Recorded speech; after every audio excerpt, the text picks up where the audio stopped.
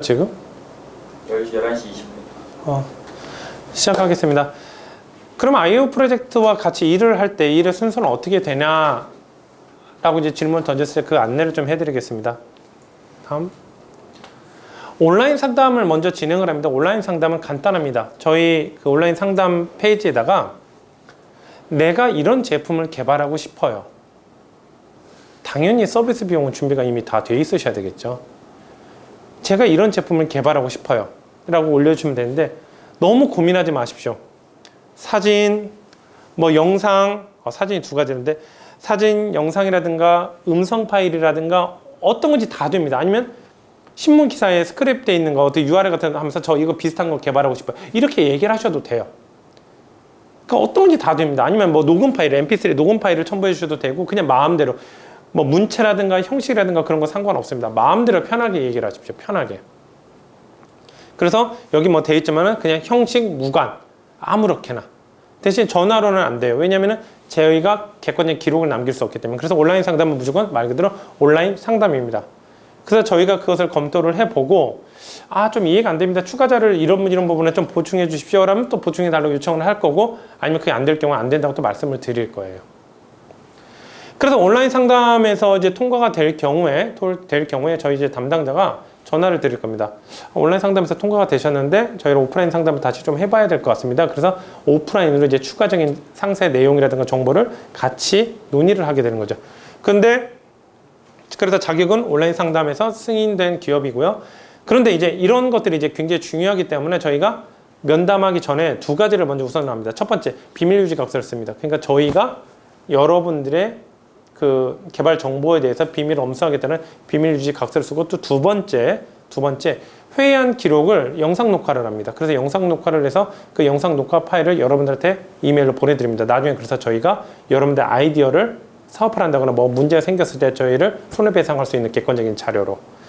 그래서 앞으로도 저희랑 이제 비즈니스를 이제 협업을 하시게 되면 모든 기록들이 영상 녹화, 어떤 데이터와 기록화가 계속 이제 되고 있다는 걸 아마 나중에 알게 되실 거예요. 그래서 만약에 3단계, 4단계, 5단계, 6단계, 7단계를 계속 진행한다 하더라도 본사에서 저희 회사에서 미팅을 할 경우 아니면 여러분들 회사에서 미팅을 할 경우는 모두 다 영상 녹화뿐만 아니라 음성 녹음까지 모두 다 같이 진행하게 됩니다. 왜냐면 이런 내용들이 굉장히 중요하거든요. 그래서 오프라인 상담에서 이제 통과가 될 경우에는 서비스 비용 3,300만 원 이고 이 금일이 서비스 개시일입니다. 그러니까 1월 1일 날 계약서를 작성했다 하더라도 서비스 비용이 1월 3일에 되면 1월 3일부터 서비스 개시일이 되는 겁니다. 이 서비스 개시일이 왜 중요하냐면요. 저희가 입금을 받고 나서 클라우드 펀딩을 캠페인을 하게 해주겠다 했는데 제가 1년 뒤에 하면 어떡합니까? 3년 뒤에 하면 어떡합니까? 그럼 여러분들한테 너무나 큰 피해예요. 그래서 저희가 180일 개런티를 합니다. 영업일로. 180일 안에 펀딩이 시작되지 않을 경우는 전액 환불이 됩니다. 당연히 뭐 절차 진행했던 건 자료는 다 제공해 드릴 거고요. 그래서 여러분들이 시간적인 기회비용을 잃지 않도록 저희도 개런티를 합니다. 그러니까 당연히 서비스 개시일에 대한 기준이 굉장히 중요하겠죠. 당연히 이 서비스 계약은 사내 변호사와 외부 변호사가 협업해서 만든 그 쌍방이 대등한 조건에서 만들어진 계약서입니다. 그 다음 이제 네 번째 같은 경우는 정밀 시장 분석을 합니다. 제품에 대해서 제품에 어떤 아이디어가 있다 그러면 제품의 아이디어를 그냥 바로 상용화시키는 게 아니라 아킬레스건 분석을 하게 되는 거죠. 이 시장에서 어떤 의미일까? 시장에서 장점과 단점이 뭐고 시장 자체의 의미는 뭘까? 아니면 이 제품에 대해서 우리가 어떻게 의미를 부여해야 될까? 그렇기 때문에 그 제품에 대한 샘플, 경쟁 상품이라든가 경쟁 제품 아니면 롤모델 제품을 분석을 한다면 그래서 저희가 일단 다 매입을 해봐야 돼, 샘플을. 백날 인터넷에서 찾아보고 그렇게 하기보다는 실제로 구매해봐서 그거에 대해서 시장 분석을 아킬레스건을 정확히 분석을 해야지만 정확한 상품화를 시킬 수가 있습니다. 그 다음에 구글 키워드 분석이라든가 트렌드 분석. 예를 들어서 요즘 같은 시장에서 디지털 카메라다. 그 디지털 카메라 기능이 좋다 그렇지만은 그 기능 자체로만 성공하는 게 아니라 이 디지털 카메라의 전체적인 시장에 대한 트렌드를 분석을 해야 되는 거죠. 요즘엔 디지털 카메라 트렌드는 점점 죽어가고 있는 거죠. 근데 핸드폰 같은 경우는 올라가고 있고 스마트폰은 그러니까 그런 트렌드 분석이 같이 들어가서 그럼 그런 아킬레스건이 분석이 됐다? 그럼 아킬레스건을 최소화를 시키자. 그럼 이 제품을 디지털 카메라라고 의미를 부여하지 말고 커넥티드 이미지 스테이션 이런 식으로 한다든가 그래서 이것을 재해석을 하는 과정이 필요합니다. 구글 키워드 분석이란 이런 부분들.